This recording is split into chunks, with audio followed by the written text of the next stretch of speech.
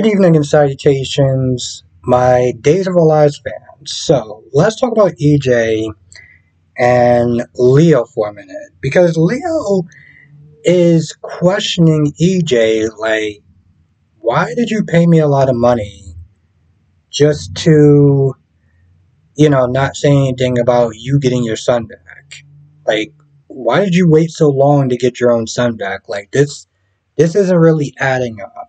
And at first, EJ was like, you get a ton of money in your bank account. Why are you questioning that for? And part of me's like, that's kind of true right there.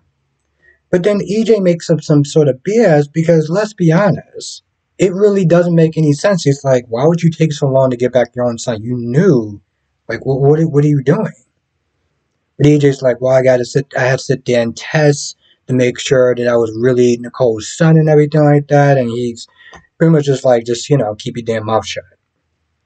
Meanwhile, Eric sees Sloan, and Nicole's like, yeah, she came over here to try to snow me, tried to get me to not press charges, but that ain't happening, right?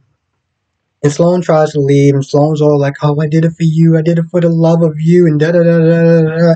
And I'm just like, boo, you stole a newborn from another woman because you loved him so much.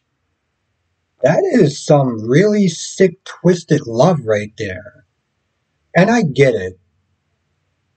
In a lot of ways, and I know it sounds kind of bad, but you are broken right now, right? Like, you need some serious therapy because your parents is gone, your brother's in jail, you've been clinging on to Eric out of all people up until the point where you are stealing babies, you are paying blackmailers. I mean, you did. Let's just sit there and take Eric out the equation. You do all this for a man. I tell you ladies this all the time.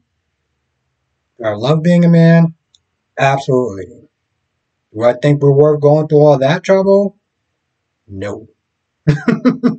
No. Um, but, Nicole calls Rafe to come over there to arrest Sloan. I'm kind of just like, Rafe was taking quite a long time. You don't think that maybe you should have, just called 911? Is Rafe the only cop in town? I don't understand. Like, did you forget how to use 911? I don't understand that. But anyway, and when the thing is, when EJ came back and he saw Sloan there, I was like, I know something. And if you've been watching soap operas as long as me, well, let's be honest, most people have been watching this, that is watching this review, has been watching these soap operas longer than me. So I don't think I have to sit there and tell you what winds up happening. But just because, I'll tell you anyway. He tells Eric to look at Nicole, look after Nicole's hand because her hand is swollen from punching Sloan. And he's all like, oh, I'm going to sit there and I'm going to sit there and take her to jail by myself. I'll sit there and take care of her. You just take care of Nicole. He gets her outside. He's like, what in the hell are you doing? And, there's a couple of times she's like, well, you don't know the whole story. You don't know the whole story. It's like, bro, let's be honest. You're not going to tell the whole story. Anyway, he gets her outside and he pretty much like, yo, listen, you need to leave. You need to leave ASAP. And don't think about coming back. So at some point, Eric goes out, sit there and see what's going on. EJ is on the floor, looking like he's just taking a nap. I really sat there and I looked at that, I was like, see, I just took one take and just said, F it. Was that it? Y'all just, let me just try to describe. He looked like he was doing this. That's what he looked like he was doing. Now, it was like 7-something in the morning, caffeine didn't kick in, but I could have swore that was a variant version. He looked way too comfortable. Alright? He gets up and you're like, yeah, I was trying to take her back and she got the best of me. She got the best of you, EJ? She got the best of you? How, EJ, how much does Sloan weigh? Because you're kind of a big guy. We're supposed to buy this at this point. You know it's good. They bring people back from the dead. F it. He's all like, oh, she went that way. It was like, you don't look like you're bleeding at all. You look like you have to look like you're just more uncomfortable than anything else. But he goes after him. He goes after her. And, she's probably long gone or whatever. Um, unless she's stupid enough to, like, decide to go back and do something else dumb. Now, Rafe is all ready to sit there and put her in jail. Put Melinda in jail. Melinda's like, all right, well, see, the thing is, if you put me in jail, maybe something happens to that book that could sit there and exonerate your sister. Or maybe you sit there and you let this go, and the wheels of justice may actually turn in Gabby's favor, you know? And at first, she's like, I'm not going to do it. It's like, okay, all right, just, make sure you tell your sister, that you could have got me out, but you decided to, grab the truth and justice in the American way instead. And part of me was just like, I want you to sit there and arrest her because she's super smug and I don't want her to get away with it, right? Also, I'm just like, Gabby's been in jail for a while. What makes you think that she's actually going to hold up her end of the bargain? What makes you think that she's actually going to do that? Do you not sit there and think that once she gets out of jail, because she's like, well, I'm going to work on an immunity deal for myself, you think that's going to really hold up? You think that Gabby may not be sent back to jail if another judge looks at this case and be like, yeah, mm, none of this is kosher. We can't. Sorry, baby girl, you gotta go back to jail. Like I can't. You got you blackmailing her and you blackmailing him, and then you get out, and then she's making it. No. We're gonna just turn this whole thing upside down. You gotta go back to jail. I'm sitting there looking at that like that's a possibility as well. Grief is like, okay, fine, he'll sit there and consider. I was like, do not been a need to this, whatever. um, Now, Roman is pretty sad and, about the whole Jude and Eric and everything like that. And Kate is there to sit there and be like, hey, listen, you can vent to me. Leo comes in and, long story short, Roman's like, yeah, you can go somewhere else. Yeah, I ain't like what you did with my son. You blackmailed his so-called trash ass wife. Um, yeah, you can't be here. You gotta go. I'm not gonna sit there and start reading. Part of me was just like, on one hand, I get it. You're standing up for your principles. You're not letting this man, you're refusing service towards a very deplorable man. Right? On the other hand, I'm just like, this is not really that much farther from, kind of a dive bar in a sense.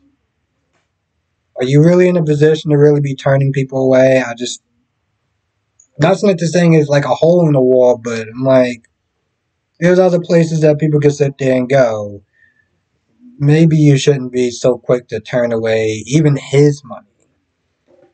But of course, this was morally just for comedic purposes. And I did not find any of it funny, but it was there for some sort of, I don't know, I guess cheap laugh if you want to call that humor. Um, there's a point where Eric and Nicole spending time looking at the Jew. Nicole's like, "Oh, is this too much? Is this too much for you to be around Jude?" I'm just like, Nicole, you can't be this stupid. Like you cannot be this stupid. He left so many times, and it was so obvious how uncomfortable and how sad he was. Know that he had to sit there and give up this child, and for you to ask such a stupid in question, it's like I can say something really mean right now, and I'm not going to, but Ah, Jesus Christ, Nicole. I can't with you sometimes. Um, and I almost forgot about Kristen and Stefan, and that was mostly because it didn't really go anywhere. Um, Stefan was not there telling Kristen that Melinda's not budging on the evidence. Kristen was like, "Why don't you sit there and seduce her?" Stefan was like, "No, I got principles, morals, and values, and Gabby's the love of my life." And Kristen's like, "Yeah, that didn't really stop you from knocking boots with Ava." Stefan's like, "How'd you know?"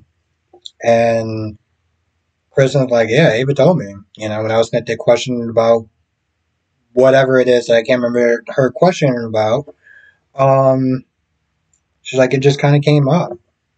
It's like, oh, well, just make sure you don't say anything. You keep quiet." And Kristen's like, you need to sit there and make sure that she keeps quiet.